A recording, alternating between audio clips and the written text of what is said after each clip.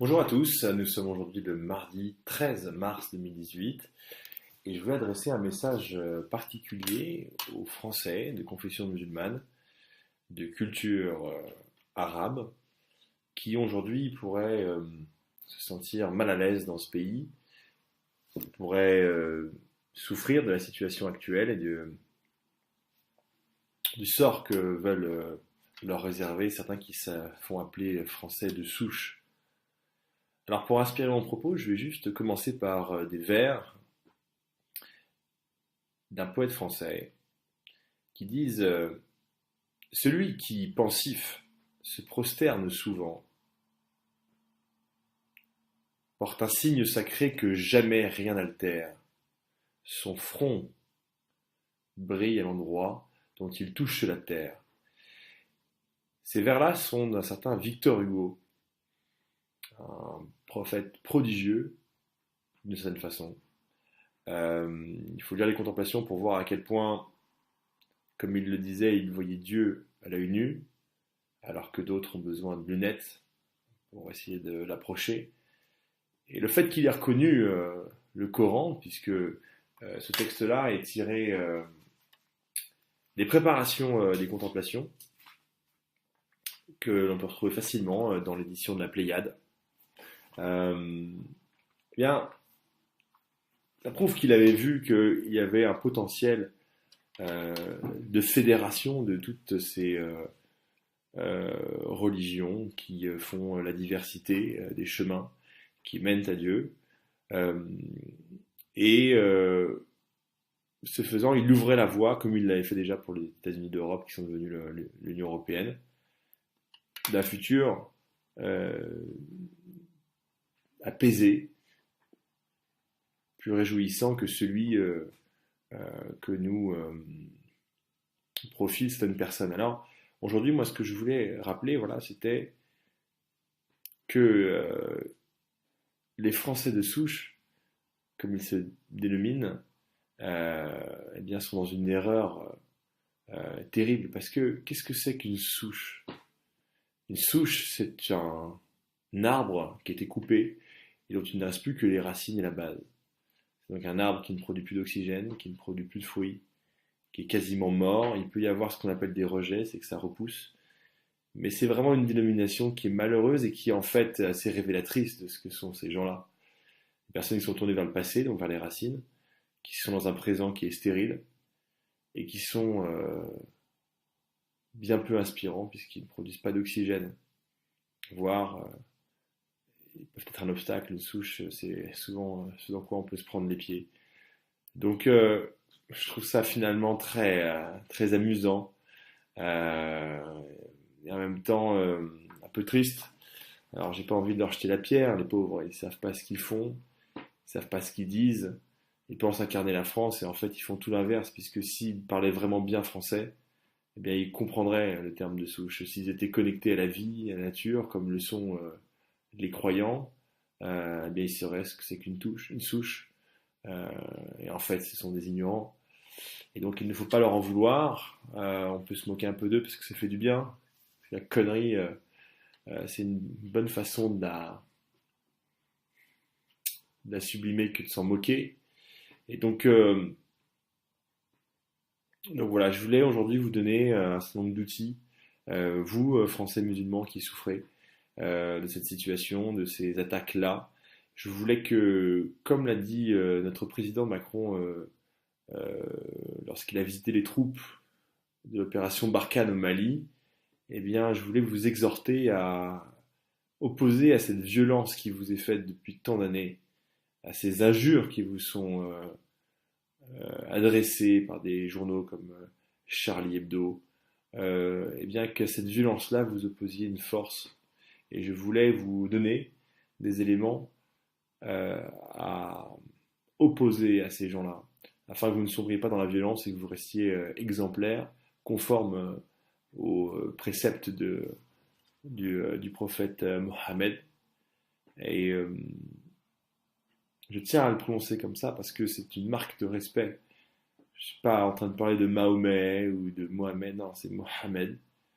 Et je ne sais même pas encore si je le prononce assez bien, mais en tout cas, je fais l'effort. Euh, de reconnaître que l'arabe est une langue d'accès à la sagesse, tout comme le latin, le grec ou même l'anglais, puisqu'il y a beaucoup de travaux scientifiques qui sont donnés en anglais aujourd'hui. Donc voilà, je voulais rappeler un certain nombre de choses. Je voulais vous dire que vous faites partie de la famille. À partir du moment où vous avez la carte du club, passeport ou une carte d'identité, c'est un statut à vie. Vous êtes des héritiers. Vous êtes des copropriétaires de la France.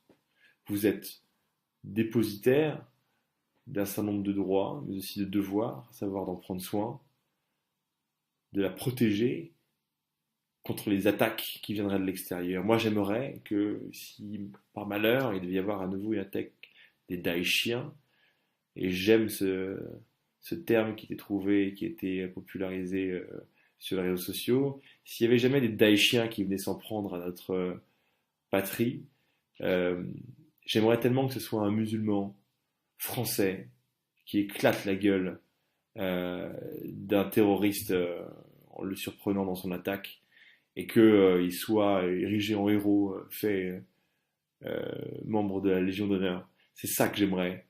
Et c'est ça qui, à mon avis, marquerait le début de vraiment une union nationale et une fraternité effective. J'aimerais dire aussi que s'il y a bien une communauté qui me semble faire vivre le concept, la notion et la vertu de fraternité, c'est bien la communauté musulmane. À l'époque des attentats, j'avais manifesté un soutien un peu à contre-courant en organisant un jeûne laïque à l'heure du Ramadan, et j'avais fait l'expérience bouleversante de ce que c'est que la fraternité à la musulmane. Ce que c'est que des gens qui, alors que vous leur dites juste, voilà, je fais un jeûne comme ça, vous offrent de bon cœur à manger, vous invitent à dîner avec classe et élégance, comme ça, ils payent le repas. Ça avait été vraiment quelque chose qui m'avait touché, et je me suis rendu compte qu'il y a une différence entre un système social qui répartit de l'argent et qui fait que l'argent nous tombe sur notre compte ou que nous bénéficions d'aide de façon comme ça très désincarnée, et que nous n'ayons pas conscience que finalement cet argent que l'on reçoit, ce sont d'autres personnes qui ont sué pour vous le verser. Et j'ai trouvé que c'était beaucoup plus beau finalement durant un rituel qui est une épreuve, eh bien, il y ait une fraternité qui soit effective, qui soit vibrante, qui soit chaleureuse, qui soit beaucoup plus réelle. En fait. Et je me suis rendu compte que finalement, les grandes communautés culturelles et culturelles qui composent la France, à savoir les juifs, les chrétiens et les musulmans, auxquels on peut rajouter aussi ceux qui suivent la voie du Bouddha, eh bien, incarnent d'une seule façon chacune des propositions de notre devise. Les juifs, je dirais que c'est plutôt la liberté, avec voilà, cette recherche toujours de sortie vers quelque chose de plus vaste et de plus prospère, avec la sortie d'Égypte qui est fondamentale pour eux. Je dirais que les chrétiens, ce serait plutôt l'égalité, avec eh bien, le Christ qui allait parler à une prostituée comme un puissant, comme un collecteur d'impôts. Et puis la fraternité, il me semble que c'est vous qui l'incarnez le plus.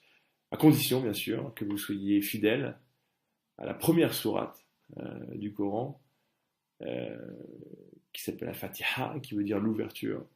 Si cette fraternité-là, vous ne la réservez qu'entre vous, alors vous serez dans la même erreur que d'autres communautés qui se sont repliées sur elles-mêmes et qui ont été punies très sévèrement pour cela. Et donc je vous exhorte à être exemplaire dans toutes les valeurs du Coran, que moi je découvre avec émerveillement à mesure que je l'étudie, que vous incarniez un idéal français d'élégance, de classe, de gentillesse au sens vrai du terme. Un gentilhomme, c'est pas une carpette sur laquelle on s'essuie les pieds, c'est quelqu'un de redoutable. Un gentilhomme, ça fait manier l'épée. Le gentilhomme à l'anglaise, gentleman, c'est un James Bond qui l'incarne. En France, ce serait plutôt un OSS 117. Voilà, ce ne sont pas des guignols. Ne soyez pas des personnes dans la violence, soyez dans la force. Et c'est pour ça que je vous ai adressé ce message aujourd'hui avec quelques éléments pour que vous puissiez rétorquer aux connards, puisqu'ils le sont, qui vous manquent de respect.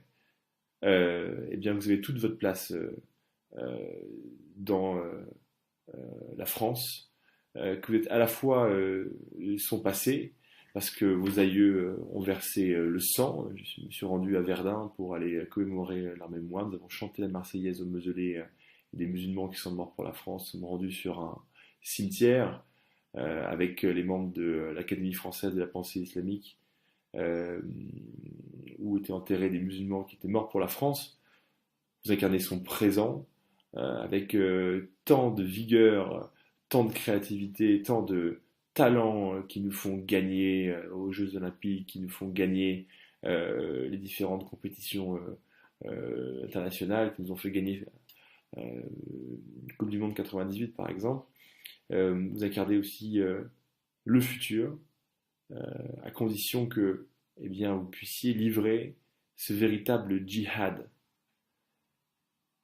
celui qui fait éclater la vérité plutôt que des bombes, celui qui déclare euh, un sentiment d'appartenance plutôt qu'un sentiment de rejet, celui qui fait des déclarations d'amour plutôt que des déclarations de guerre.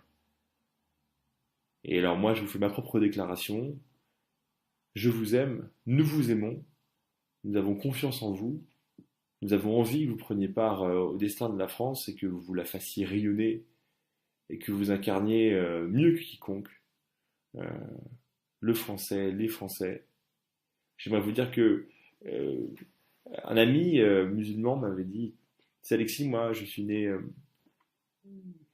autour de la Loire, entouré des châteaux des rois, j'ai grandi ici. Quelque part, je suis plus français que toi. C'est une expression qu'on entend parfois. Et c'est vrai que sur le moment, ça m'avait fait un peu mal au cul, cette expression-là. Parce que je me suis dit, quand même, attends, moi j'ai quand même plus de générations d'aïeux ici. Et puis j'y ai réfléchi, et je me suis rendu compte qu'en fait, il connaissait mieux l'histoire de France que moi.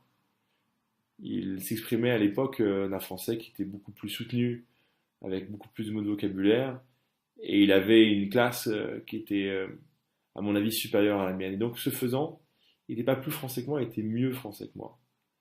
Alors, être français, c'est à la fois une appartenance inaliénable, euh, mais c'est en même temps une qualité. Euh, c'est un adjectif français qui vient de franc, c'est une forme de liberté, et en même temps, c'est une franchise, c'est un goût pour la vérité. Ne vous méprenez pas sur les préceptes du Coran qui autorisent parfois à mentir à ses ennemis. Ne nous considérez pas comme vos ennemis. Voilà. Nous sommes frères. Moi, je le déclare. Je suis prêt à mourir pour vous défendre si jamais nous étions attaqués, comme j'espère que vous seriez prêt à mourir pour me défendre si je l'étais. Je voulais juste voilà, vous faire adresser ce message-là. C'était une bonne journée, en espérant qu'il se diffusera. Je suis Alexis Trouillas. Je suis en même temps impliqué politiquement. Et avec ma lampe d'Aladin, je formule un souhait qu'un jour, il soit organisé une semaine de la laïcité, dans le sens positif du terme, qui aurait lieu, euh, place de la Concorde, autour de l'obélisque entre l'Assemblée nationale et la Madeleine, où toutes les religions et les philosophies discuteraient entre elles, et ce faisant ferait éclater la vérité qui nous est cachée par les forces qui nous séparent, celle qu'en fait nous sommes tous unis et que c'est toujours le même message divin qui nous est donné, et qu'il y a certaines personnes qui veulent faire croire qu'il y a des religions qui sont plus valables que d'autres, qu'il y a des prophètes qui sont euh, plus justes que d'autres, qu'il y ait des voies qui soient plus consacrées que d'autres pour accéder à la vérité, à l'amour, à l'union avec ce grand tout dont nous faisons partie. Et j'aimerais durant cette semaine-là, par exemple, que le vendredi, ce soit les musulmans qui officient pendant que les autres religions écoutent et posent des questions, que ce soit plutôt euh, les juifs qui s'expriment le samedi, et que les chrétiens qui officient le dimanche, et puis les autres jours pour être attribués à d'autres religions, pour que voilà, il y ait cette fécondité, cette prospérité philosophique, et qu'il y ait vraiment un sentiment d'union qui part de cette place de la concorde. Et comme je suis engagé politiquement, ce n'est pas qu'un souhait, c'est aussi un vœu. J'ai vraiment la ferme volonté que ça se réalise. Je vous soumets cette idée, j'espère qu'elle va se propager, qu'elle va faire des petits, que des personnes vont la porter avec moi dans ce mouvement que nous avons appelé Agir ensemble. Je souhaite vraiment de tout cœur que ce message-là vous touche, qu'il vous inspire, qu'il vous donne envie de vous réunir autour de cette idée, et que pour voilà, les prochaines échéances électorales, nous en finissions avec ces horreurs qui sont incarnées par des partis politiques qui sont irrespectueux de votre appartenance fondamentale, inaliénable, de sang, de sueur et malheureusement de larmes qui ont été versées par vos aïeux et par vous-même sur cette terre, et qui font de vous les enfants de la France. Je vous remercie pour votre attention et je vous dis à très bientôt, j'espère.